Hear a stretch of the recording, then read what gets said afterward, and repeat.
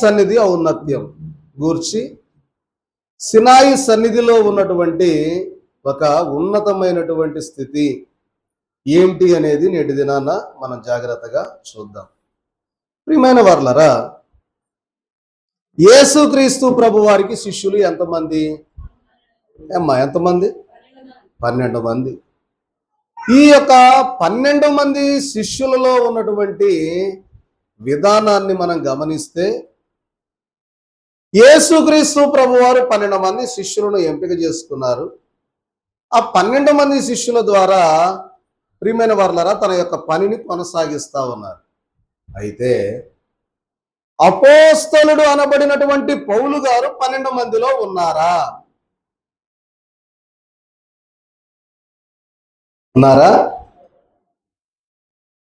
సరే, మంచిది. లేదు. ప్రియమైన వారలారా, మనం గమనించినట్లయితే అపోస్తలుడైన పౌలు గారు 12 మంది శిష్యుల్లో లేరు. అసలు యేసుక్రీస్తు ప్రభు వారి యొక్క సువార్తలలో పౌలు గారిని గూర్చినటువంటి సంగతే వ్రాయబడల. కానీ ఇక్కడ మనం చదువుకున్న మాటలో పౌలు గారు ఏమంటా ఉన్నాడంటే, మనుష్యుల మూలముగానైనను ఏ మనుష్యుని వలననైనను కాక యేసు క్రీస్తు వలనను ఆయనను మృతులలో నుండి లేపిన తండ్రి అయిన దేవుని వలనను అపోస్తలుడుగా నియమింపబడిన పౌలను నేను అంటున్నాడు. ఇందాక అపోస్తలుడు ఎంతమంది అని చెప్పుకున్నాం? 12 మంది. 12 మంది శిష్యులలో ఈ యొక్క పౌలు గారు లేడు. చూడండి, మీకు ఇక్కడ 3 ఫోటోలు వేస్తాను. ఏంటంటే, ఒకళ్ళు ఎవరైనా చెప్పండి గట్టిగా. మోషే గారు, ఆయన ఏలియా గారు, ఆయన పౌలు గారు. కాబట్టి చూడండి, జాగ్రత్తగా గమనించినట్లయితే వీళ్ళ యొక్క అనుభవాలను గూర్చి కొన్ని మాటలు నేటి దినాన మనం జ్ఞాపకం చేసుకోబోతా ఉన్నాం సినాయి సన్నిధిలో. చూడండి ప్రియమైన వారలారా, యేసుక్రీస్తు ప్రభు వారు పిలుచుకుంది 12 మందినే. 12 మంది శిష్యులను పిలుచుకున్నారు, కానీ అందులో పౌలు గారు లేడు. కానీ ఇక్కడ వ్రాయబడిన మాట పౌలు గారు అంటా ఉన్నాడు, నేను క్రీస్తు ద్వారా పిలువబడినటువంటి అపోస్తలుడును అంటున్నారు. ఏమంటున్నారు? నేను క్రీస్తు ద్వారా పిలువబడినటువంటి అపోస్తలుడును. చూడండి ప్రియమైన వారలారా, పౌలు గారు ఇచ్చేటటువంటి సాక్ష్యం ఏంటంటే, నేను మనుషుల వలన గాక మనుషుల మూలంగా గాక ఏ మనుషుని వలన గాక కేవలం దేవుని వలన నియమింపబడిన అపోస్తలుడును అంటున్నారు. చూడండి, అసలు యేసుక్రీస్తు ప్రభు వారి యొక్క కాలంలో అపోస్తలుడైనటువంటి పౌలు గారి గురించి ఎక్కడా కూడా వ్రాయబడలా. కానీ దేవుడే నన్ను పిలిచాడు అంటున్నారు. అయితే యేసుక్రీస్తు ప్రభు వారు ప్రియమైన వారలారా, వారు ఆరోహణమై వెళ్ళిన తర్వాత సంఘ ఆవిర్భావం జరుగుతూ ఉన్నటువంటి క్రమంలో, కొద్దిగా పిల్లలు చూడండి, సంఘ ఆవిర్భావం జరుగుతూ ఉన్నటువంటి కాలంలో పౌలు గారిని గూర్చినటువంటి సంగతులు వ్రాయబడ్డాయి. అసలు పౌలు గారు ఎలాంటి వాడు, పౌలు గారి యొక్క స్థితి ఏంటి అని మనం గమనించినట్లయితే, ఒకసారి పౌలు గారు ఆయన గురించి ఆయనే చెప్తా ఉన్నాడు, నేను ఎలాంటి వాడిని, ఒకప్పుడు నేను ఎలా ఉన్నాను. ఒకసారి తిమోతికి రాసిన మొదటి పత్రిక 1వ అధ్యాయం 12వ వచనాన్ని ఒకసారి చూద్దాం. తిమోతికి రాసిన మొదటి పత్రిక 1వ అధ్యాయం 12వ వచనాన్ని మనం చూస్తే, పూర్వము దోషకుడను హింసకుడను హానికరుడనైన నన్ను తన పరిచర్యకు నియమించి నమ్మకమైన వానిగా ఎంచినందుకు నన్ను బలపరచిన మన ప్రభువైన క్రీస్తు యేసుకు కృతజ్ఞుడనై ఉన్నాను అంటున్నారు. వినండి, ఇక్కడ ఏమంటా ఉన్నాడంటే, పూర్వము నేను దోషకుడను హింసకుడను హానికరుడనై ఉన్నాను. ఇతరులకు నేను ఏం చేసేవాడిని అంటే, ఒక క్రైస్తవుడిగా కనపడితే ఎక్కడైనా సరే క్రీస్తును పోలి క్రీస్తు సువార్త ప్రకటిస్తా ఉంటే వారిని ఈ పౌలని ఆయన ఏం చేసేవాడంటే వెంటనే ఆ యొక్క రాజు దగ్గరకు వెళ్ళేవాడు, శాసనం తీసుకునేవాడు. ఇదిగో ఇలాగూ దేవునికి విరుద్ధంగా ఒక్కడే ఉన్నటువంటి దేవుడు యెహోవానే, ఆయన మాత్రమే దేవుడు, మరొక దేవుడు లేడు, వీరు దేవుని కుమారులని చెప్పుకుంటా ఉన్నారు, కాబట్టి దేవదూషణ చేస్తా ఉన్నాడని చెప్పి ప్రియమైన వారలారా తాకీదులు తీసుకొని వెళ్ళిపోయి క్రైస్తవులైన అనబడిన వారిని హింసించేవాడు. అది పౌలు పని. అర్థమవుతుందన్నమాట. పౌలు గారి యొక్క పని ఏంటి అంటే వారిని హింసించడం, దూషించడం. ప్రియమైన వారలారా రాజు దగ్గర ఒక తాకీదు తీసుకొని అంటే రాయించుకొని, నీకేం ఇబ్బంది లేదు, నువ్వు ఎక్కడ పోయినా ఈ పత్రం చూపించు, వాళ్ళని తీసుకెళ్ళి కొట్టేసే అని చెప్పి ఒక అధికార పత్రాన్ని తీసుకొని వాళ్ళని అందరినీ కూడా మరి భయంకరమైనటువంటి విధానానికి గురి చేసేవాడు. అది పౌలు యొక్క పని పూర్వం. అందుకే అంటున్నాడు, పూర్వము నేను దోషకుడను, హింసకుడను, హానికరుడనై ఉన్నాను అని తెలియజేస్తూ ఉన్నాడు. ప్రియమైన వారలారా శిష్యులైన వారు, యేసుక్రీస్తు ప్రభు శిష్యులైన వారి విషయంలో కూడా మరి ఆ వారిని బెదిరించినట్లుగా చూస్తూ ఉన్నారు. మరి గత వారంలో మీకు స్టెఫను గురించి చెప్పాను. స్టెఫను దేనితో కొట్టబడ్డాడు? రాళ్లతో కొట్టబడ్డప్పుడు ఆ సమయంలో పౌలు గారు కూడా అక్కడే ఉన్నారు. చూడండి ప్రియమైన వారలారా, అయితే పౌలు యొక్క మొదటి స్థితి ఇలాగూ ఉన్నది.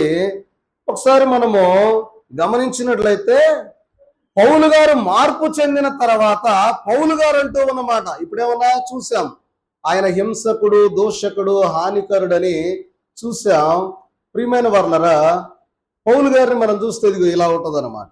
ఎక్కడైనా సరే పరిచర్య జరుగుతుందా, దేవుని వాక్యం బోధిస్తబడతా ఉన్నదా, ఇలాగ నలుగురిని ఎంటేసుకోవటం, వెళ్ళటం, గొడవ చేయటం, అల్లరి చేయటం, వాళ్ళందరినీ చెల్లా చెదురు చేయటమే పౌలు గారి యొక్క పరిస్థితి. ఇలా చేస్తూ ఉన్నటువంటి క్రమంలో దేవుడు పట్టుకున్నాడు. అది ఎలా అనేది నేను మరి మీకు తెలియజేస్తాను. అయితే పౌలు రక్షింపబడిన తర్వాత, దేవునిలోనికి వచ్చిన తర్వాత పౌలు చేస్తా ఉన్నటువంటి పని ఏంటి అంటే, పౌలు గారు అంటూ ఉన్న మాట ఏంటంటే ఒకసారి చూద్దాం. అదే తిమోతి పత్రిక మొదటి పత్రిక 16వ వచనాన్ని చదువుకుందాం ఒకసారి. అయినను నిత్య జీవమును నిమిత్తము తనను విశ్వసింపబో వారికి నేను మాదిరిగా ఉండులాగున యేసుక్రీస్తు తన పూర్ణమైన దీర్ఘశాంతమును ఆ ప్రధాన పాపినైన నాయందు కనపరుచున్నట్లు నేను కనికరింపబడి తిని. ఇంకా ఇంకో చాట కూడా అంటాడు, అసలు పాపులందరికంటే ప్రధానుని నేనే. ఏమంటాడు? వింటున్నారా? అర్థమవుతుందా? ఏమ్మా వెనకున్న వాళ్ళు మరి గమనించండి, అనాలోచనగా ఉంటే అర్థం కాదు. కాబట్టి ఈ రోజు మన పాఠం ఏంటి అంటే సినాయి సన్నిధి ఔన్నత్యం. దాన్ని చెప్తాను మీకు. ముందుగా అసలు పౌలు గారిని కూర్చున్నటువంటి స్థితి ఏందో మనకు తెలియకపోతే ఆ అనుభవాన్ని మనం తెలుసుకోలేం. అందుకని ఈ మాట మీకు తెలియజేస్తూ ఉన్నాను. కాబట్టి ఇక్కడ అంటూ ఉన్నాడు, నేను పాపులలో నేను ప్రధానుని అంటున్నాడు. అక్కడేమో పూర్వపు స్థితిలో హింసకుడుగా ఉన్నాడు, దోషకుడుగా ఉన్నాడు. ఎక్కడైనా సరే మరి క్రీస్తును పోలి నడుచుకునేవారు ఎవరైనా సరే ఎక్కడైనా కనబడితే వారి మీద అటాక్ చేసేవాడు, దేవదూషణ చేసేవాడు, హాని కలుగజేసేవాడు. అటువంటి స్థితిలో ఉన్న పౌలు గారు ప్రియమైన వారలారా ఇప్పుడు అంటూ ఉన్నాడు తిమోతి పత్రికలో, మరి తిమోతి గారికి రాస్తూ, పాపులలో నేను ప్రధాన పాపిని అంటున్నాడు. ఎందుకు ఆ మాట అన్నాడు? ఎందుకంటే ఒకప్పుడు తన స్థితి ఎలా ఉంది అంటే అందరినీ హింస పెట్టేవాడు, బాధించేవాడు, కొట్టేవాడు, దూషించేవాడు, ద్వేషించేవాడు. చూద్దాం ప్రియమైన వారలారా, ఇక్కడ అంటూ ఉన్నాడు. ఒకసారి రోమీలకు రాసిన పత్రిక 3వ అధ్యాయం 23వ వచనం ఒకసారి చూద్దాం. రోమీలకు రాసిన పత్రిక 3వ అధ్యాయము 23వ వచనంలో ఒక మాట మనకు కనబడుద్ది. ఏంటంటే చదవండమ్మా. ధర్మశాస్త్రమందు అతిశయించు అమ్మా 23 అన్నా రోమా 3:23. ఏ భేదమును లేదు, అందరూ పాపము చేసి దేవుడు అనుగ్రహించు మహిమను పొందలేక పోవుచున్నారు. చూడండి ప్రియమైన వారలారా, ఏ భేదము లేదు, అందరూ పాపము చేసి దేవుడు అనుగ్రహించబోయే మహిమను ఏం చేస్తా ఉన్నారంట? పొందలేకపోతా ఉన్నారు. అయితే ఇక్కడ ఏమంటా ఉన్నాడంటే పౌలు గారు, ఏ భేదము లేదు, అందరూ కూడా పాపము చేసి దేవుడు ఏదైతే మనకు అనుగ్రహించబోతా ఉన్నాడో దానిని అందుకోలేకపోతా ఉన్నారు. అంటే అందరూ కూడా పాపులే అని తెలియజేస్తున్నాడు. అయితే వాళ్ళందరికంటే నేను ప్రధానమైన పాపిని. ఎందుకంటే నేను పూర్వంలో నేను ఎలా ఉన్నా? హింసకుడుగా ఉన్నా, దోషకుడుగా ఉన్నా, హానికరుడుగా ఉన్నా. కాబట్టి నా స్థితి అలా ఉంది. కానీ అందుకే అందరిలో కంటే నేనే ప్రధానమైనటువంటి పాపిని అని తెలియజేస్తూ ఉన్నాడు. చూడండి ప్రియమైన వారలారా, మనం గమనించినట్లయితే పౌలు గారికి దేవుడు కనబడి మాట్లాడినటువంటి ప్రత్యక్షతను బట్టి మనం చూస్తే అపోస్తల కార్యముల గ్రంథము 9వ అధ్యాయం 4వ వచనంలో దేవుడు ఆయనకు కనబడి మాట్లాడడం, దమస్కు మార్గములో పౌలు గారికి దేవుని యొక్క ప్రత్యక్షత. చూడండి ప్రియమైన వారలారా, పౌలు గారిని మనం గమనించినట్లయితే సరే ఒకసారి రాసుకోండి, చదవద్దుగా నేను దాని వివరణ చెప్తాను, సమయం తక్కువ గనక. అపోస్తల కార్యముల గ్రంథం 9:4లో, అపోస్తల కార్యముల గ్రంథం 22:17లో కూడా మనం చూస్తే ఇక్కడ ఏమి రాయబడి ఉంటది అంటే, ఆత్మవశుడైనటువంటి పౌలు గారు, మొదట ఏమన్నా 9:4లోనేమన్నా పౌలు గారు వెలుగును చూసి, ప్రియమైన వారలారా, ఆ యొక్క దమస్కు మార్గములో చూడండి ఒకసారి చదవండి అయితే 9:4 అపోస్తల కార్యము. అప్పుడు అతడు నేల మీద పడి, సౌలా సౌలా నీవేళ నన్ను హింసించుచున్నావని తనతో ఒక స్వరము పలుకుట విన్నాడు. చూడండి, ఎప్పుడైతే ఆ యొక్క దమస్కు మార్గంలో అప్పటిదాకా అనేక హింసలు చేశాడు పౌలు గారు, ఇక అనుకున్నాడు ఈసారి ఆ దమస్కు పట్టణానికి వెళదాం, అక్కడ బాగా ఎక్కువ మంది ఉన్నారంట, ఎలాగైనా సరే వాళ్ళని అంతం చేయాలని చెప్పి ఆ చక్రవర్తి దగ్గరకు వెళ్ళి తాకీదు రాయించుకొని, రోమా పట్టణంలో ఆ చక్రవర్తి దగ్గరికి వెళ్ళి తీసుకొని ఇక బయలుదేరాడు అనమాట. ఆ యొక్క మార్గ మధ్యంలో పౌలు గారికి వ్యతిరేకత ఏంటి అంటే, అప్పటిదాకా దేవుడు అలా మౌనంగా ఉండిపోయాడు, చూస్తా ఉన్నాడు. చూద్దాం కానీ ఎందుకు ఆ మాట అంటా ఉన్నాడు పౌలు గారితో? మరి పౌలు గారిని బట్టి దేవుడు మౌనంగా ఎందుకున్నాడు? పౌలు గారు ఇన్ని హింసలు చేస్తా ఉంటే, ఇంతమందిని బాధిస్తా ఉంటే దేవుడు ఎందుకు మౌనంగా ఉన్నాడు? అమ్మా ఎందుకు? పౌలు గారితో ఏముందంట? పని ఉంది. పౌలు గారితో ఏముంది? పని ఉంది. మీరు చూడండి, అపోస్తలుడైన ఈ పౌలు గారు లేకపోతే కొత్త నిబంధన మన బైబిల్ గ్రంథంలో సగం పుస్తకం లేనట్టే. పౌలు గారు మొత్తం 14 పత్రికలు రాశారు, సంఘాలకి ఉత్తరాలు రాశారు. అవన్నీ కూడా ఆయన మరి దేవుని యొద్ద తెలుసుకొని రాసినటువంటి పత్రికలు సంఘాలను హెచ్చరిస్తూ రాశారు ఆయన గూర్చినటువంటి. కాబట్టి క్రొత్త నిబంధనలో ఆయన లేకపోతే బైబిల్లో సగం చరిత్ర లేనట్టే. కాబట్టి చూడండి ప్రియమైన వారలారా, ఎందుకు ప్రియమైన వారలారా మౌనంగా ఉన్నాడంటే, పౌలుతో చాలా పని ఉంది దేవునికి. అందుకని చూద్దాం ఆగుదాం అని చెప్పి దేవుడు నెమ్మలించి అంతమందిని హింసించిన తర్వాత ఎక్కడ దొరుకుతాడా అని చూసి దమస్కు మార్గంలో ఏం చేశాడు? ప్రియమైన వారలారా, అక్కడ తన యొక్క ప్రత్యక్షతను కనపరిచాడు పౌలు గారికి. ఎప్పుడైతే వెలుగు, ప్రకాశమానమైన వెలుగు పౌలు కళ్ళలో పడిందో ఒక్కసారిగా పౌలు గారు నేలబడిపోయారు. ప్రియమైన వారలారా, కళ్ళకు ఏమొచ్చేసాయంటే ఒక పొరల్లాగా వచ్చేసి ఏమీ కనబడకుండా అయిపోయింది. చూడండి, మరి పౌలు గారి యొక్క జీవితంలో మనం చూసినట్లయితే ప్రియమైన వర్లరా, వెలుగును చూసి అప్పుడు మరి దేవుని మాట వినబడినప్పుడు, సౌలా సౌలా నీవేళ నన్ను హింసిస్తూ ఉన్నావన్న మాట స్వరాన్ని విన్నాడు పౌలు గారు. అంతే. వినంగానే ఏమన్నాడు? ప్రభువా నీవెవడవో, అయ్యా ఇదిగో నీవెవడవో మాట్లాడుతా ఉన్నావు కానీ నాకేం కనపడటం లేదు, వినపడుతుంది కానీ అనంటే, నీవు హింసిస్తున్నా యేసును నేనే.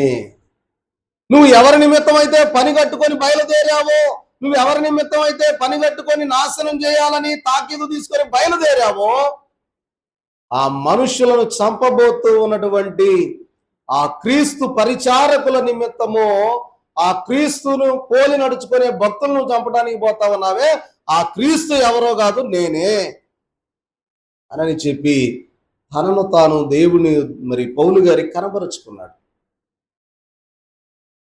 అప్పుడు ప్రియమైన వారలరా, కాబట్టి ఎందుకంటే గాయం చేసేవాడు దేవుడే, ఆ గాయాన్ని మరలా కట్టేవాడు కూడా.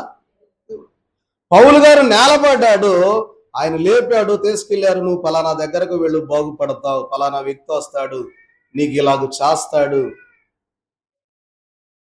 చూద్దాం ప్రియమైన వారలారా. అయితే చూడండి,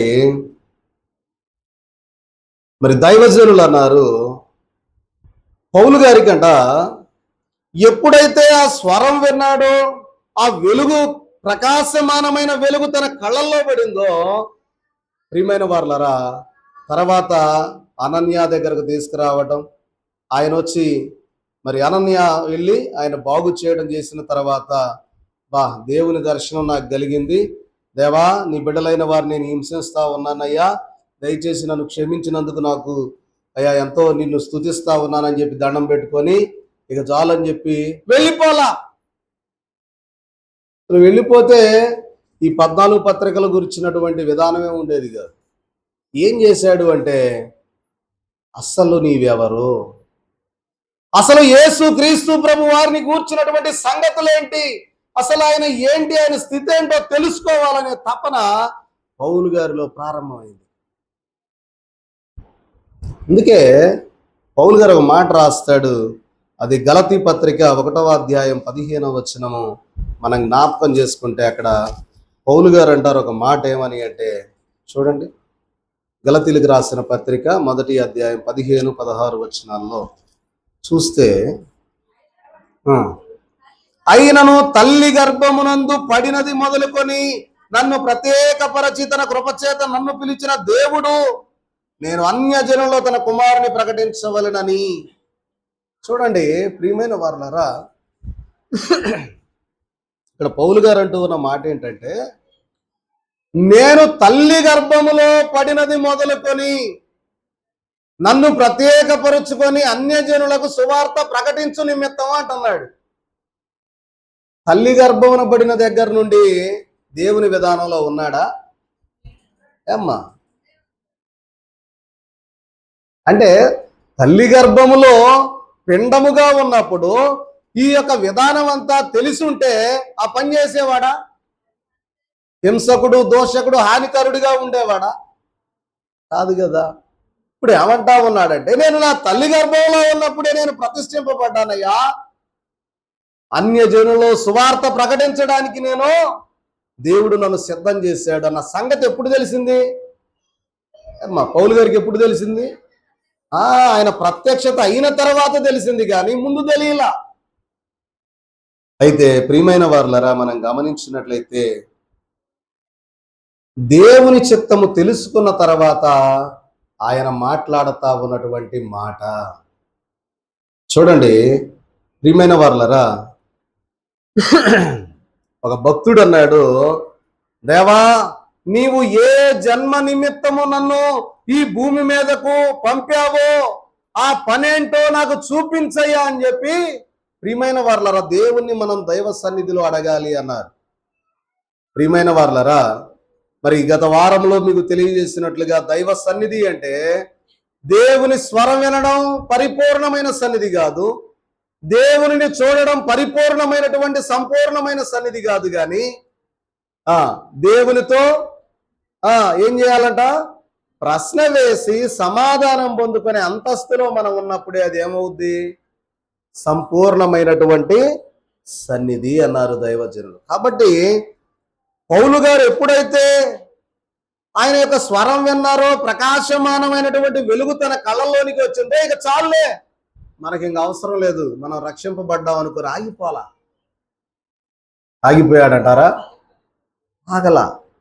కాబట్టి ప్రియమైన వర్లరా, పౌలు గారిలో ఉన్నటువంటి విధానం ఏంటంటే, అన్యజనులలో నేను క్రీస్తును ప్రకటించాలి, దేవుని ఎరగని వారికి దేవుని సువార్త నేను ప్రకటించాలి. ఒకప్పుడు నేను హింసకుడుగా ఉన్నా, దోషకుడుగా ఉన్నా, హానికరుడుగా ఉన్న నేను ఈరోజు ప్రభువును తెలుసుకున్న తర్వాత ఆయనను కూర్చున్నటువంటి సంగతులు నేను ప్రకటించాలా, నాలో క్రీస్తును చూపించాలా. అమ్మా, బాగా పెద్ద పెద్దగా అరుస్తుంటే మైకం వస్తుందా మీకు? లేదుగా. అంటే ఏమో అయ్యగారు ఏందో ఎందుకులే మనకు అని చెప్పున్నారనుకోండి, నేను కూడా కాసేపు కుర్చీలో కూర్చొని ఎట్లా అన్నాను అనుకోండి, 1 గంట కాగానే ముగింపు ప్రార్థన చేసుకుని ఇంటికి పోవటమే. ఇక బాగుంటుంది కదా. మీరు కూడా పునుగు తీశారనుకోండి, నేను కూడా మెల్లగా చెప్పుకుంటా అట్టా ఇట్టా చేతులు ఊపి బట్ట కూర్చొని కాసేపు అట్టన్నా అనుకోండి, ఎట్లా ఉంటుంది? బాగుంటుంది కదా, బాగోదా? సరే, మంచిది. సరే, వినండి జాగ్రత్తగా. కాబట్టి ప్రియమైన వారలారా, అన్యజనులలో నేను క్రీస్తును ప్రకటించాలి, నాలో క్రీస్తును చూపించాలి. అందుకే ప్రియమైన వారలారా, పౌలు గారు అంటారు కదా, నేను క్రీస్తుని పోలి నడుచుకున్న ప్రకారము మీరు కూడా నన్ను పోలి నడుచుకోండి. ఎందుకంటే నేను క్రీస్తుని పోలి నడుచుకుంటా ఉన్నాను. క్రైస్తవుడు అంటే అర్థం ఏంటి అమ్మా? క్రైస్తవుడు అంటే అర్థం ఏంటంటే క్రీస్తుని పోలి నడుచుకునేవాడు అని క్రైస్తవుడు అంటారు. క్రైస్తవత్వం అనేది మతం కాదు. క్రీస్తుని అనుసరించే వాళ్ళంతా ఒక గ్రూప్ అయ్యారు, దాన్ని క్రైస్తవ మతం అన్నారు, అంతే. క్రీస్తుని పోలి నడుచుకునేవారు, బుద్ధుణ్ణి పోలి నడుచుకునేవారు బౌద్ధిజం అయిపోయింది అది, అట్లా అన్నమాట. అలాగే యేసు క్రీస్తుని వెంబడించేవారు, వారు క్రీస్తుని పోలి నడుచుకునేవారు, అబ్బాయి వాళ్ళు క్రైస్తవులు అన్నారు. కానీ క్రీస్తు యొక్క మతం అనేది, క్రైస్తవ మతం అనేది మతం కాదు, కానీ అది ఒక మార్గము అని తెలియజేస్తుంది. కాబట్టి నాలో నేను కనబడకూడదు, కానీ నాలో ఎవరు కనబడాలంటున్నారు పౌలు గారు? యేసు క్రీస్తే నాలో కనబడాల, నేను కనబడకూడదు.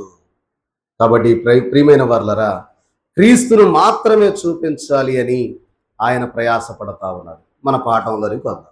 ఏంటయ్యా అంటే, యేసు క్రీస్తు ప్రభు వారిని చూపించాలంటే ముందే ఆయన తెలుసుకోవాలా లేదా అమ్మా? తెలుసుకోకుండా ఎవరైనా చెప్పగలుగుతారా?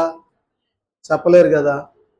కాబట్టి ప్రియమైన వారలారా, ఇప్పుడు యేసు క్రీస్తు ప్రభు వారిని గురించి తెలుసుకోవాలంటే ఎక్కడికి వెళ్ళాలయ్యా అంటే, ప్రియమైన వారలారా, యేసు క్రీస్తు ప్రభు యొక్క శిష్యులు 12 మంది ఉన్నారు, వాళ్ళ దగ్గరికి వెళ్ళాలా, లేదా మనుషుల దగ్గరికి వెళ్ళాలా, యెరూషలేములో ఉన్న జనుల దగ్గరకు వెళ్ళి, అయ్యా ఇదిగో యేసు క్రీస్తు ప్రభు వారి గురించి నాకు చెప్పండి కొద్దిగా. ఏం చేసేవాడు అప్పట్లో? ఆయన ఏం చేసేవాడు? ఎలా రక్షించేవాడు మిమ్మల్ని? చెప్పండి నాకు కూడా కొంచెం ఆయన గురించి సంగతులు, జన్మకాలం సంగతులు ఏంటి, ఆయన శిలువ మరణం ఏంటి, నాకు కాస్త చెప్పండి అని అడగాల్సింది. యేసు క్రీస్తు ప్రభు వారు, ప్రియమైన వారలారా, వారు చేసిన పరిచర్య అంతా కూడా ఎలా జరిగిందని పౌలు గారు వెళ్ళి, శిష్యులు 12 మంది ఉంటే వాళ్ళ దగ్గరకు వెళ్ళి, అయ్యా ప్రభు గురించి చెప్పండి, నేను కూడా నేర్చుకొని ప్రకటిస్తా అని చెప్పాల్సింది, అడగాల్సింది. కానీ గలతీ పత్రిక 1:1 ఏమన్నాడు పౌలు గారు? మనుషుల వలన కాక, ఏ మనుషుని మూలంగా నేను అడగలేదు, ఏ మనుషునితో నేను సంప్రదించలేదు. ప్రియమైన వారలారా, గమనించండి. మరి ఒకవేళ పౌలు గారి దర్శనాన్ని బట్టి, ఆయనకు వచ్చినటువంటి దర్శనాన్ని బట్టి మనుషుల దగ్గరకు వెళ్ళి, పేతురు గారు నాకు దర్శనం వచ్చింది, దమస్కు మార్గంలో ఉండగా యేసయ్య నాకు కనపడ్డాడయ్యా, నా కళ్ళు మూసేశాడు, అక్కడ ఒక ఆయన వచ్చి బాగు చేశాడు, నేను ఎమ్మటే స్వస్థత పడ్డాను, నన్ను అన్ని జనుల్లో ప్రకటించమన్నాడు అంటే, బా పడ్డా నీకు కూడా? ఆహా, సరే సరే. అరే కనపడ్డాడంటరా పౌలు గారికి. నువ్వు నిన్నటి దాకా మమ్మల్ని చంపడానికి ప్రయత్నం చేశావు, ఏ ప్లాన్ వేసుకొని వచ్చావో ఏమో మహానుభావ, నీకు దండం, నీ దారి నీది, మా దారి మాది, నీకు మాకు సంబంధం లేదు పో అనేవాడు పౌలు గారి దగ్గరకు. ఒకవేళ మీకేదన్నా దర్శనం వచ్చిందనుకోండి, పొలానికి పోయారు మిరగాయలు కోయటానికి, అక్క నాకు దర్శనం వచ్చింది, అసలు భలే ఉందని. ఆహా, వచ్చిందా దర్శనం? అబ్బో, మామూలు విషయం కాదే. మొన్నటిదాకా బైబుల్ పట్టుకొని ఎప్పుడన్నా వారానికి ఎప్పుడో నెలకోసారి పోయేదాన్ని, ఇప్పుడు వారం వారం పోతున్నావు. మెల్లగా దర్శనం అంటే దీని పిచ్చి బాగా ముదిరిపోయింది, పిచ్చిదైపోయింది. కొంతకాలం పోయిన తర్వాత లోకానికి ఎట్లా ఉంటుందంటే పిచ్చిది లేదు, దాని సంగతి మనకెందుకు. ప్రియమైన వారలారా, దేవునికి దగ్గర అవ్వటం, లోకానికి ఏమవుతాం? దూరం అవుతాం. మంచిది. కాబట్టి అందుకనే పౌలు గారు ఏ శిష్యుడి దగ్గరికి వెళ్ళాల, యెరూషలేములో ఏ జనుల దగ్గరకు వెళ్ళాల. ఎందుకంటే యెరూషలేములో ఉన్న జనులను అప్పుడు దాకా హింసించాడు, ఇప్పుడు వెళ్తే నమ్ముతారా ఎవరైనా? ప్రియమైన వారలారా, ఎవరో నమ్మరు. కాబట్టి ప్రభువు కూడా చెప్తాడు, నువ్వు యెరూషలేములో ప్రజల దగ్గరికి వెళ్ళమాకు, శిష్యుల దగ్గరకు అసలు వెళ్ళబాకు, వాళ్ళు అసలు నిన్ను నమ్మరు, అసలు నీ మాట లెక్క చేయరు, నువ్వు పట్టించుకోరు, కాబట్టి నువ్వు జాగ్రత్తగా అసలు నువ్వు వెళ్ళిపోయి మధ్యలో ఉండబోతా అంటాడు ప్రభు దర్శనంలో. ఆ ప్రభు దర్శనంలో మరి తెలియజేస్తాడు ఆ మాట కూడా, మరి మనం చూద్దాం. కాబట్టి ప్రియమైన వారలారా, మనం గమనించినట్లయితే ఒకసారి 17వ గలతీయులకు రాసిన పత్రిక 1వ అధ్యాయం 17వ వచనం చూస్తే, నాకంటే ముందుగా అపోస్తలులైన వారి యొద్దకు యెరూషలేమునకైనను వెళ్ళను లేదు, గాని వెంటనే అరేబియా దేశంలోనికి వెళ్ళి తిని పిమ్మట దమస్కు పట్టణమునకు తిరిగి వచ్చి తిని. చూడండి ప్రియమైన వారలారా, ఇప్పుడు ఏదైనా ప్రభువుని గురించి తెలుసుకోవాలంటే ఇప్పుడు తెలిసినోడి దగ్గర పోయి అడిగితే కదా ప్రభువు గురించి ఏదో తెలియజెప్పేది. ఏమండి, మన మందిరానికి ఒరిస్సా వాళ్ళు వచ్చారు. ఒరిస్సా వాళ్ళు వచ్చే ముందు ఏం చేశారు? ఇక్కడికి వచ్చారు మందిరానికి, మరి సహోదరుడు అడిగారు, మందిరం ఇదేనా, పాస్టర్ గారు ఎన్నింటికి వస్తారు, ఆరాధన ఎన్నింటికి, అని తెలుసుకుంటేనేగా వాళ్ళు ఆ రోజు రాగలిగారు. తెలుసుకోకపోతే రాలేరు కదా. ఇప్పుడు అక్కడ తెలిసిన వాళ్ళ దగ్గరకు వెళ్ళాలి కదా. పౌలు గారు కూడా ఎందుకు వెళ్ళలేదు? ప్రియమైన వారలారా, చూడండి, వెంటనే ఎక్కడికి వెళ్ళాడంట? అరేబియా దేశంకు వెళ్ళాడు. ఎందుకు అరేబియా దేశానికి వెళ్ళాడు?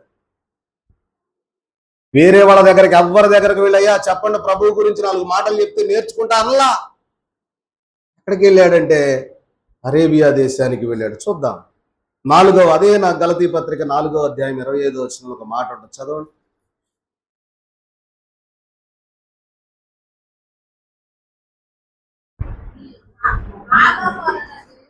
అమ్మా, ఈ హాగరు అనున్నది అరేబియా దేశములో ఉన్న సినాయి కొండయే. కాబట్టి ప్రియమైన వారలారా, చూడండి, పౌలు గారి యొక్క అనుభవము ఎక్కడ వచ్చింది అంటే అరేబియాలో ఉన్నటువంటి సినాయి కొండ, సినాయి సన్నిధిలో అనుభవము. ఎవరిని గురించి తెలుసుకున్నాడయ్యా అంటే ప్రభు అయిన యేసు క్రీస్తు వారిని గురించిన సంపూర్ణ జ్ఞానము ఎక్కడ నేర్చుకున్నాడు అంటే సినాయి సన్నిధిలోనే. సినాయి సన్నిధిలో పాత నిబంధనలో మనకు బాగా తెలిసిన వ్యక్తి ఎవరు? సినాయి కొండ మీద ప్రార్థన చేసిన వ్యక్తి ఎవరు? మోషే గారు. చూడండి ప్రియమైన వారలారా, ఈ సినాయి కొండ అనుభవము కలిగినటువంటి వారు ఎవరయ్యా అంటే ముగ్గురిని మీకు తెలియజేశాను. ఒకటి మోషే గారు, రెండవది ఏలియా గారు. అందుకే మీకు ఇందాక పాఠంలోనే చదివిచ్చా, రాజుల మొదటి గ్రంథం 19వ అధ్యాయంలో హోరేబు అనబడిన దేవుని పర్వతము దగ్గరకు వెళ్ళిన ఏలియా గారు, అలాగే పౌలు గారు. ఈ ముగ్గురికి సినాయి సన్నిధి అనుభవం ఉన్నది. తర్వాత చదువుకుంటు రాజుల మొదటి గ్రంథం 19వ అధ్యాయంలో ఏలియా గారికి సినాయి సన్నిధి అనుభవం ఉంది, సినాయి కొండ. మోషే గారికి నిర్గమాకాండంలో సినాయి సన్నిధి అనుభవం దేవుడు చూపించాడు. పౌలు గారికి ప్రియమైన వర్లరా సంఘకాలములో ఆ యొక్క స్థలమునకు వెళ్ళినట్లుగా చూస్తూ ఉన్నాం. ఒకటి సినాయి కొండ, రెండు హోరేబు పర్వతం, మూడోది దేవుని పర్వతం. ఈ మూడు పేర్లు సినాయి కొండకున్నాయి. చూడండి, గమనించినట్లయితే ప్రియమైన వర్లరా మోషే గారికి కూడా హోరేబులో కనపడతాడు. సరే, మరి ఆ పాఠంలోకి వెళ్తే మనకి ఈ పాఠం ఆగిపోద్ది కనుక ఈరోజు ఓన్లీ పౌలు గారిని గురించి సినాయి అనుభవం గురించే నేను మీకు తెలియజేస్తా ఉన్నాను. చూడండి, అందుకే మీకు ఈ మ్యాప్ కూడా పెట్టాను. చూస్తే ఇక్కడ మనకు ఇది యేసుక్రీస్తు ప్రభువారు సంచారం చేసిన ఇశ్రాయేలు ప్రాంతం. ఇది సినాయి కొండ ఇక్కడ ఉంది, ఐగుప్తు దేశం ఇది. ఇక్కడ మనం గమనించినట్లయితే ఇక్కడ శిష్యులు యేసుక్రీస్తు ప్రభువారి యొక్క పరిచర్య అంతా కూడా ఈ ప్రాంతంలో జరుగుతూ ఉంది. ప్రియమైన వారలారా, కానీ పౌలు గారు ఎక్కడికి వచ్చారంటే సినాయి పర్వతం దగ్గరకు వచ్చారు. ఇక్కడికి వచ్చారు. ప్రియమైన వారలారా, ఈ ప్రాంతాన్ని విడిచిపెట్టేశారు. ఇక్కడికి వచ్చి ఇక్కడ ప్రభు సన్నిధిలో ఉన్నారు. చూడండి, వాస్తవంగా తెలుసుకోవాల్సింది ఇశ్రాయేలు ప్రాంతంలో అక్కడ ఉన్న సంగతులు ఏంటి, ప్రభు ఎక్కడెక్కడ తిరిగాడు, ఏం చేశాడు, ఏం చెందాడు, అవన్నీ కూడా యోర్దాను నది, ఇవన్నీ ఇక్కడే ఉన్నాయి.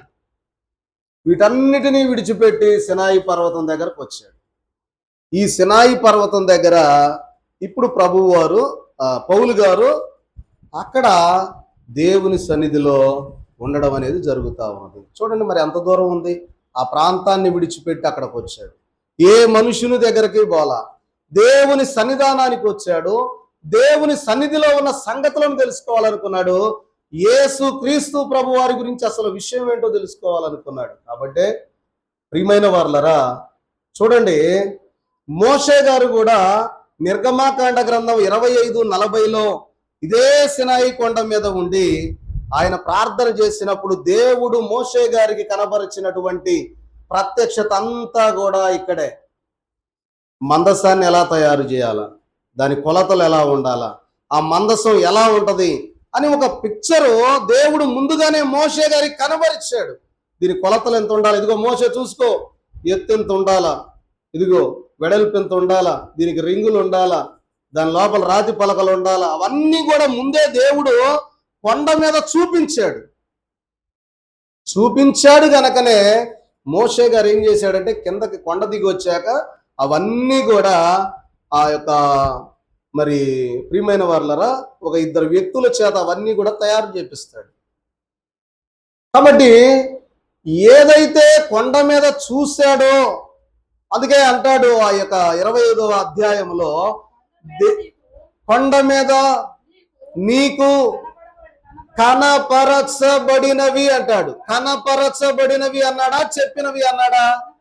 కనపరచబడినవి అంటే ఈ కొండ మీద, సినాయి కొండ మీద ఏదైతే మోషే గారికి దేవుడు చూపించాడో వాటిని కిందకు దిగి వచ్చిన తర్వాత, కిందకు దిగి వచ్చిన తర్వాత ఇలా చేయాలి, ఇది ఎట్టుంటది దేవుడు నాకు చూపించాడు. చూడండి ప్రియమైన వారలారా, ఈ సినాయి అనుభవమే ఇప్పుడు పౌలు గారు కూడా అదే అనుభవానికి వచ్చాడు. మీరు గమనిస్తే ఆదికాండ గ్రంథం ఎవరు రాశారు? మోషే గారు రాశారు. మోషే గారు వచ్చింది నిర్గమాకాండంలో కదా, ఆదికాండం ఎట్లా రాశాడు? మరి దేవుడు చూపించాడు. ఒకసారి ఆదికాండ గ్రంథం 1వ అధ్యాయం 1వ వచనం చదవండి. ఆదియందు దేవుడు భూమి ఆకాశములను సృజించాడంట అని రాశాడా? సృజించనని రాశాడా? అంటా అని రాయలేదా? ఎందుకని అంటే దేవుడు తనకి ఏం చేశాడయ్యా అంటే కనపరిచాడు గనక ఆదియందు భూమి ఆకాశములను సృజించాడు, నదులను సృజించాడు, సముద్రములను సృజించాడు, ఆకాశ పక్షులను సృజించాడు. ఆ తరువాత అవి కలగాలని దేవుడు పలకగా అవన్నీ కలిగినవి మానవుని తన చేతులతో నిర్మించాడంట అన్నాడా? ఏమ్మా, మీరు ఎవరన్నా మీకు స్టోరీ చెప్పారు, ఒక స్టోరీ చెప్పిన తర్వాత మీరు వచ్చి జనాలకు చెప్తా ఉన్నారు, ఎట్టంట అట్ట అంట, అట జరిగిందంట, ఎమ్మటే వాళ్ళు వచ్చారంట, తీసుకుపోయారంట, ఏదో జరిగిందంట. అంటే ఎవరో చెప్పింది మీరు ఇంటే ఎట్టుంటది? అంటానే ఉంటది.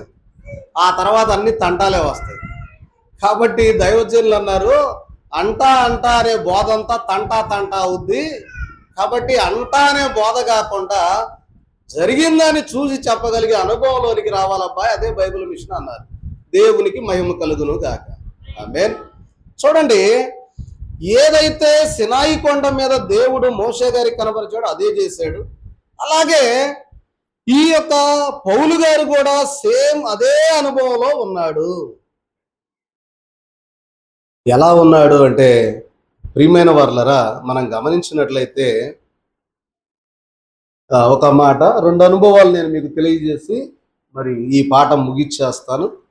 మరి మోషే యొక్క పౌలు గారిని కూర్చున్నటువంటి సంగతులను గురించి ప్రియమైన వారలారా మనం గమనించినట్లయితే, ఒకటి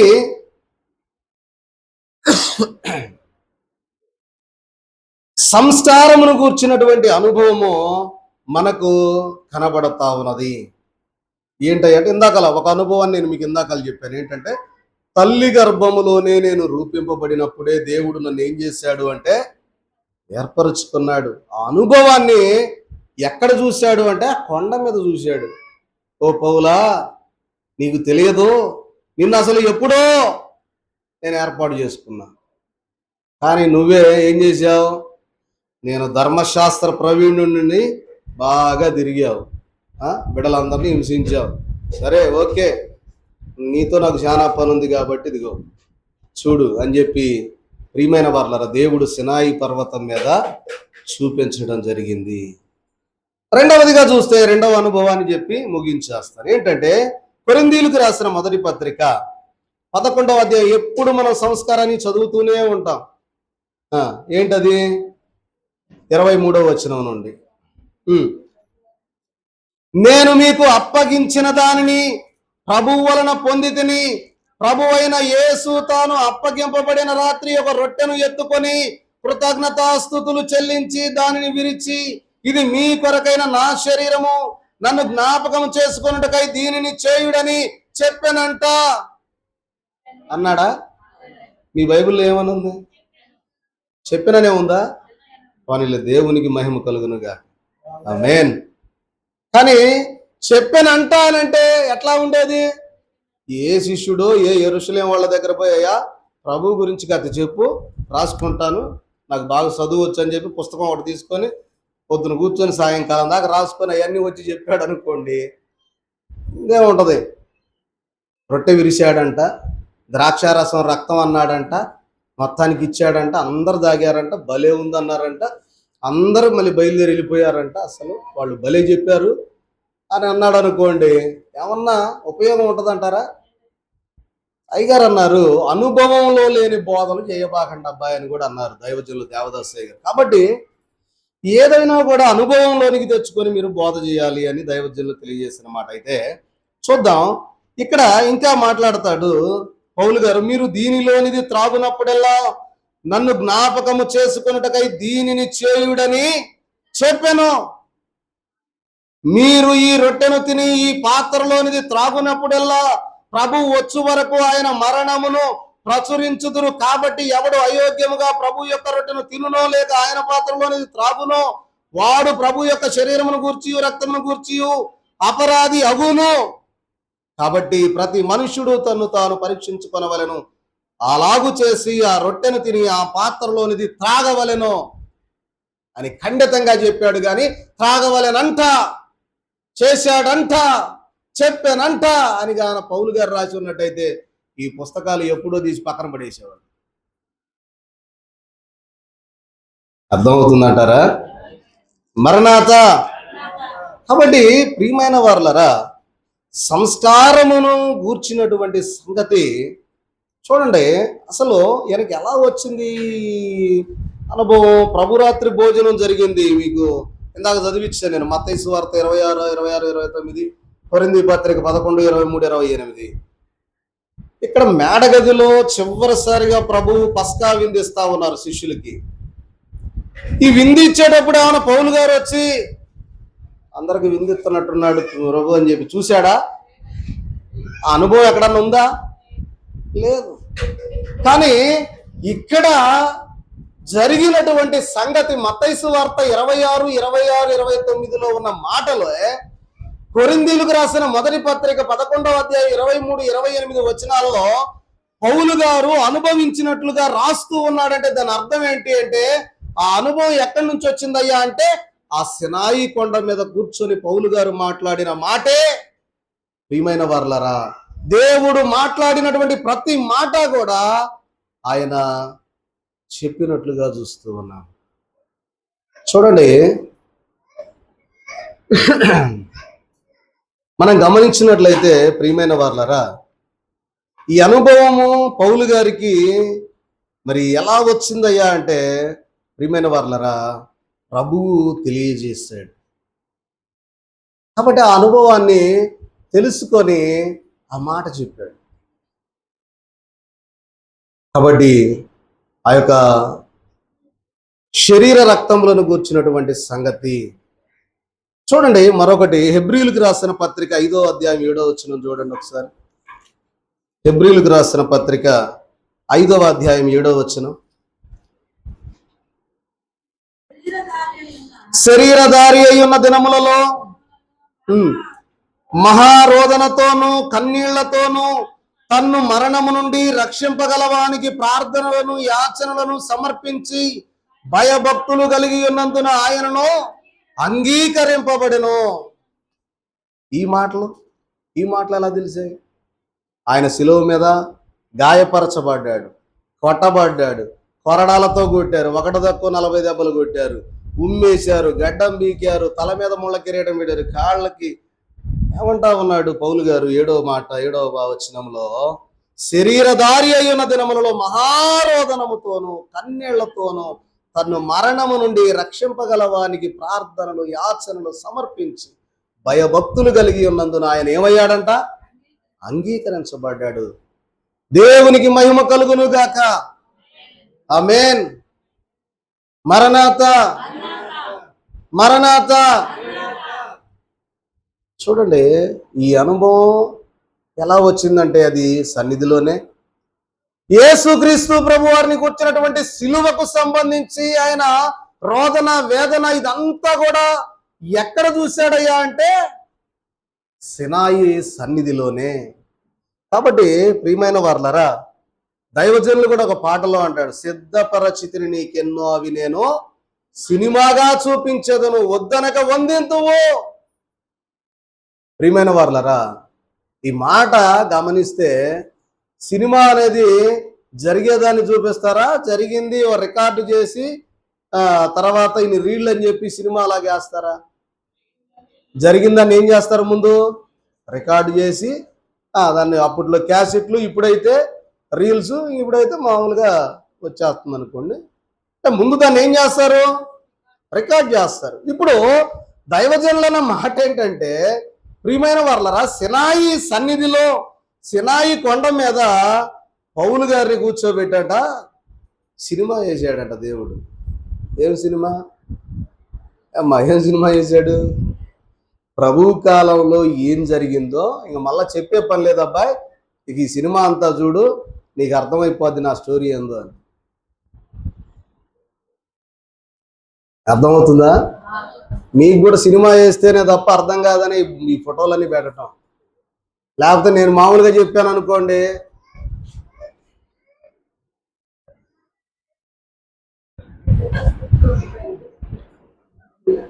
అంటుంటారు మామూలు. ఇప్పుడు కనీసం ఆ బొమ్మ వైపు అన్నా చూస్తే ఏదైనా కాస్త మరులుద్దని కళ్ళు అటు ఇటు తిప్పితే అది. అందుకనే మీకు వాటి ద్వారా బోధ. ఎందుకంటే మేము క్లాసులకు వెళ్ళిన కాడ కూడా మరి కొంతమంది వెనక్కి కూర్చొని నిద్రలేకపోతుంటారు. అది నా భయం. అందుకని మీరు కూడా నిద్రపోతారేమో అని నా భయం.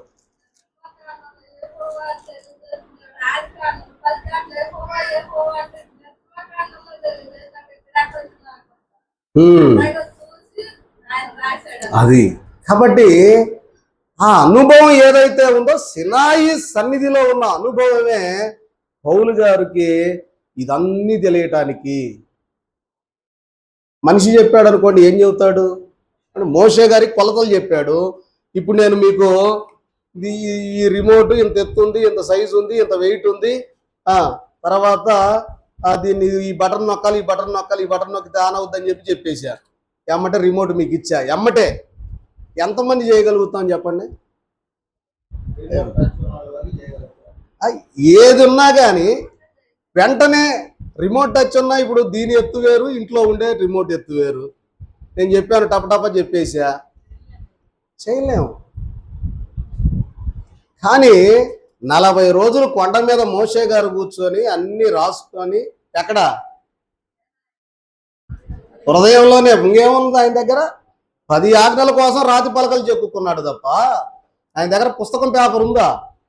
లేదు. రాసుకున్నాడు, చూశాడు, వచ్చి ఇదిగో ఇట్లా ఉండాలా, ఇట్లా ఉండాలా, ఇట్లా ఉండాలని అన్ని మొత్తం చేయించాడు.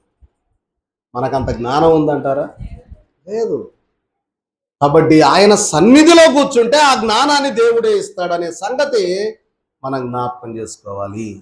ఒక చిన్న మాట చెప్పి ఆ మాట ముగించేస్తా. ఏంటంటే దైవజనులు దేవదాసయ్య గారి అనుభవాలలో ఒక అనుభవాన్ని ఒకసారి మీకు చెప్పినట్టున్నా, బహుశా ఆయన ఒకసారి మీరు కూడా జ్ఞాపకం చేసుకోండి.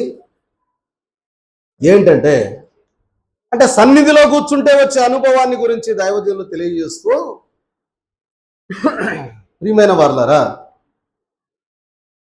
మరి ఒక తండ్రి కొడుకులు మరి మామూలుగా ఇంటి దగ్గర ఉంటా ఉన్నప్పుడు కుమారుడు కొంచెం కొంటెగా టెంకిగా ఉంటా ఉన్నటువంటి తరుణంలో మరి దైవజనులు మరి వాళ్ళు ఉంటా ఉన్న సమయంలో ఒకరోజు మరి బిడ్డలకి పరీక్షల దగ్గర పడ్డాయంట. ఆ సమయంలో తండ్రి తన కుమారుని తీసుకొని ఎక్కడికి వచ్చారు అంటే దైవజనుల దగ్గరకు వచ్చి, అయ్యా బాబు పరీక్షలకు వెళ్ళాలి, ప్రార్థన చేయండి అని అడిగారు. అయ్యగారు అడిగారంటే, ఏంటయ్యా వచ్చారంటే, అబ్బాయి పరీక్షల దగ్గర పడ్డాయ్యా, ప్రార్థన చేయండి అయ్యా అని అంటే, పిల్లోడు పాపం వినమ్రంగా అయ్యగారి దగ్గర నిలబడ్డాడంట. ఏందయ్యా అంటే, పరీక్షల దగ్గర పడ్డాయండి. ప్రియమైన వారలారా, మరి అయ్యగారు మనం చెప్తా ఉన్నారు, ఎంత తోడికైనా పరీక్షల దగ్గర పడంగానే ఏమొచ్చింది? భయం, భక్తి. జాగ్రత్తగా పుస్తకాన్ని జాగ్రత్తగా పట్టుకొని బైబిల్ని జాగ్రత్తగా వెళ్ళి ప్రార్థన చేయొచ్చు. అయ్యగారు నాకు పరీక్షలు ఉన్నాయ్యా, మంచి మార్కులు రావాలయ్యా, ప్రార్థన చేయండి అయ్యగారు. సరే దైవజనులు దేవదాసయ్య గారి దగ్గరికి వెళ్ళారంట. సరే అబ్బాయి, ఆ గదిలోకి వెళ్ళి మోకరించి ప్రార్థన చేసుకో, చేస్తానన్నారంట. వెళ్ళి మోకరించాడు. మోకరించగానే కొద్ది సమయానికంట ప్రభువు కనపడ్డారంట. ప్రభువు కనపడి ఆ యొక్క ప్రభువు దట్టి మీద బంగారపు అక్షరాలతో బైబిల్ మిషను అని రాయబడి ఉందంట. బంగారపు అక్షరాలతో బైబిల్ మిషను అని రాయబడి ఉన్న సంగతి ఈ కుర్రోడికి కనపడంగానే ఇక ఏడవటం మొదలు పెట్టాడంట. ఏడ్చి ఉన్నప్పుడు ఇక సరే అని చెప్పి అయ్యగారు పిలిచాడంట. బాబు అని చెప్పి పిలిస్తే వచ్చాడు. వచ్చిన కాడ నుంచి ఏడుస్తూనే ఉన్నాడు. ఏంటయ్యా ఎందుకు ఏడుస్తున్నావు? పరీక్షల్లో పాస్ అవుతావులే, దేవుడు దీవిస్తాడులే అంటే, అది కాదు అని చెప్పి అన్నాడంట. వాళ్ళ నాన్న అడిగాడంట, ఏందిరా బాబు ఏడుస్తున్నావు అంటే, ఏం లేదు, నేను ఇందాక ప్రార్థన చేసుకునేటప్పుడు ఏం జరిగిందని అయ్యగారు అడిగారంట. నేను ప్రార్థన చేసుకునేటప్పుడు నాకు యేసు ప్రభు కనపడ్డారు. ఇది జరిగిన సంగతి అండి, కల్పిత కథ కాదు, లేకపోతే మిమ్మల్ని నమ్మించడానికి ఏదో స్టోరీ కాదు, అయ్యగారి కాలంలో జరిగిన సంగతి, ఇది కథ కాదనమాట. దర్శనములో ప్రభు యొక్క రొమ్మున బైబిల్ మిషన్ అని బంగారపు అక్షరాలతో కనపడిన మాట నేను చూశానా అని చెప్పి చెబుతా ఉంటే దైవజనులు అన్నారంట, అబ్బాయి ఎక్కాల పుస్తకం రాసి లేదా ప్రభు దట్టి మీద అన్నారంట. అయ్యా నన్ను క్షమించయ్యా అని చెప్పి అన్నారు. అదేంటబ్బాయి ఎక్కాల పుస్తకం అని ఉండాలి కదా అని చెప్పి అన్నారంట. లేదయ్యా బంగారపు అక్షరాలతో బైబిల్ మిషన్ అని ఉందయ్యా, నేను చూశానయ్యా సన్నిధిలో, నేను నాకు కనపడింది అన్నారంట. అప్పుడు వాళ్ళ నాన్న అడిగాడంట, ఏంటయ్యా ఎక్కాల పుస్తకం అని అంటే, అప్పుడు ఆకల్లోడు చెప్పాడు, నేను ఎవరు కనపడ్డా, ఏంటి బైబిల్ మిషనా, ఎక్కాల పుస్తకం అని పెట్టుకోపోయారు, పేరు భలే ఉండేదే పేరు అనేవాడిని, మరి ఎగిలిగా హేళనగా అనేవాడిని, అందుకే దేవుడు నాకేం చూపించాడంటే బంగారు పక్షాలతో ప్రభు రొమ్మున ఉన్న మాట బైబిల్ మిషను. దేవునికి మహిమ కలుగును గాక. ఆమేన్. కాబట్టి ప్రియమైన వారలారా, దైవజనులు అన్న మాట ఏంటంటే దేవుడు నాకు చూపించాడు బైబిల్ మిషన్ అని. మీలో ఎవరికైనా అనుమానం ఉంటే, సందేహం ఉంటే మీరు కూడా వెళ్ళండి, సన్నిధిలో కూర్చోండి. అసలు దేవదాసయ్య గారు నిజమేనా? అసలు ఆయనకు మీరు బైబిల్ మిషన్ చూపించారా? అసలు ఆయన ద్వారా మీరు స్థాపించారా? మీరు కనబడి మాట్లాడతారా? నాతో కూడా మాట్లాడు ప్రభువా అని మోకాళ్ళు వేసి సన్నిధిలో కూర్చో. నీకే దేవుడు తెలియజేస్తాడు. దేవుడు కనబడును మాట్లాడును అనుటయే బైబిల్ మిషన్ విశ్వాసం. కాబట్టి దేవుని సన్నిధిలో కూర్చో, ఆయన నీతో మాట్లాడతాడు. ఈ మోషే సుఖోపవాస ధ్యానంలో ఉన్న మనము ఆయన సన్నిధిలో కూర్చోవడం నేర్చుకోవడం కోసమే ఈ పెట్టారు. ఆయన సన్నిధిలో మనం కూర్చోకపోతే మనం ఎన్ని తిరిగి వచ్చినా అది ఉపవాసం కాదు అని దైవజనులు తెలియజేశారు. సన్నిధిలో కూర్చో, పొద్దున్నే 1 గంట మోకరించు, మోకాళ్ళే. మొదట్లో కష్టంగా ఉంటుంది, ఇబ్బందిగా ఉంటుంది, అయినా తెల్లవారుజామున 1 గంట మోకాళ్ళి, నువ్వేం మాట్లాడొద్దు, మౌనంగా కూర్చో. దైవజనులు అన్న మాట ఏంటంటే శిలా విగ్రహం లాగా కూర్చో నువ్వు సన్నిధిలో, నువ్వేం చేయొద్దు. దేవా నాకు కనబడు, నాతో మాట్లాడు, అంతే. ఇక నువ్వు మోకాళ్ళు వేసి అంతే ఉండు, టయానికి దేవుడు నీకు కనబడతాడు. అంతేగాని సన్నిధిలో లేకపోతే ఎలా వస్తుంది? ఈ అనుభవం ఎక్కడి నుంచి వచ్చింది పౌలు గారికి? దేవుని సన్నిధిలో సినాయి కొండ మీదకి ఎందుకు వెళ్ళాడు? యెరూషలేములోకి ఎందుకు వెళ్ళలేదు? పాలస్తీనాలోనే ఎందుకు ఉండి తెలుసుకోలేదయ్యా అంటే, వాళ్ళు చెబితే తెలుసుకోవటం కాదు, స్వయంగా ప్రభువు చెప్తేనే నేను తెలుసుకుంటాను. ఆ మాట కూడా బైబిల్లో రాయబడి ఉంది. ఏమని అంటే, నువ్వు వాళ్ళ దగ్గరికి వీళ్ళ దగ్గరికి వెళ్ళబాకు, నువ్వు సరాసరి ఈ ప్రాంతంలో ఉండొద్దు, వెళ్ళిపో, నువ్వు అన్యజనుల్లో సువార్త ప్రకటించడానికి నేను నిన్ను ఎన్నుకున్నాను అని తెలియజేశాడు. కాబట్టి సినాయి సన్నిధిలో ఉన్నటువంటి అనుభవము, ప్రియమైన వారలారా, ఏలియా గారిని కూర్చున్నటువంటి అనుభవం కూడా ఉన్నది. కానీ సమయం అయిపోయింది గనక సమయానికి ముగిస్తూ, కాబట్టి మనం కూడా దేవుని సన్నిధిలో ఆయనతో మాట్లాడే అనుభవంలోనికి మనం వెళ్ళాలి. ఆయనతో మనం మాట్లాడే అనుభవంలోనికి, ఆయన స్వరం వినే అనుభవంలోనికి, ఆయన పైన ప్రశ్న వేసే అనుభవంలోనికి మనం వెళ్ళకపోతే ప్రియమైన వారలారా ఉపయోగం లేదు. కాబట్టి ఏదో ప్రభు దగ్గరకు వస్తావన్నా, ఏదో మేలు చేశాడు, ఏదో నన్ను బాగు చేశాడు కనుక వస్తానా, కొంత మట్టుకే అది. కొన్ని తరగతులే అయ్యి, ఎప్పుడు 1వ తరగతి చదువుతారా ఏమ్మా? ఎవరున్నారు చదువుకునేవాళ్ళు? అన్నాడు పాపం, నాకు తెలియదు కాబట్టి అడగట్లేదు. కానీ ఎప్పుడు 2వ తరగతిలోనే ఉంటారా? ఎప్పుడు 5వ తరగతిలోనే ఉంటారా? సంవత్సరం మారంగానే ఏమవ్వాలా? తరగతి పెరగాలా లేదా? 9వ తరగతి దాకా ఎట్టో కట్ట తెలిసిపోతారు. 10వ తరగతి తర్వాత పాస్ అయితేనే ఇంటర్మీడియట్, లేకపోతే మళ్ళీ 10వ తరగతి. కాబట్టి మనల్ని కూడా ఏం చేస్తున్నాడంటే దేవుడు ఒక్కో తరగతికి పాస్ అయినా కాకపోయినా సంవత్సరానికి ముందుకే వస్తున్నాడు. ముందుకి 10వ తరగతి దాకా వస్తాం. ఏం చేస్తాడు? రాకడలో 10వ తరగతి అనుకోండి, 10వ తరగతి పరీక్షలు రాసాం, పాస్ కాకపోతే ఉండిపోవటమే. 10వ తరగతి పాస్ అయ్యామనుకోండి, వెళ్ళిపోతాం. ఆ రాకడ కోసమే ఇదంతా. కాబట్టి ఆయన రాకడ, మన పోకడ 2 ఒకేసారి జరుగుతాయి. ఆయన రాకడ ఎప్పుడు వస్తుందో మన పోకడ కూడా అప్పుడే. కాబట్టి రాకడ కోసం నిరీక్షించాలి అంటే, ఆయన్ను గూర్చిన సంగతులు, అనుభవాలు మనం తెలుసుకోవాలంటే ప్రియమైన వారలారా దేవుని సన్నిధిలో మనం కూర్చోవాలి. కూర్చున్నప్పుడు ఆయన మనకు తెలియజేస్తాడు. అట్టి దీవెన అంతస్తు చేరి వచ్చిన మన ఎల్లరకు ప్రభు దయచేయును గాక. ఆమేన్.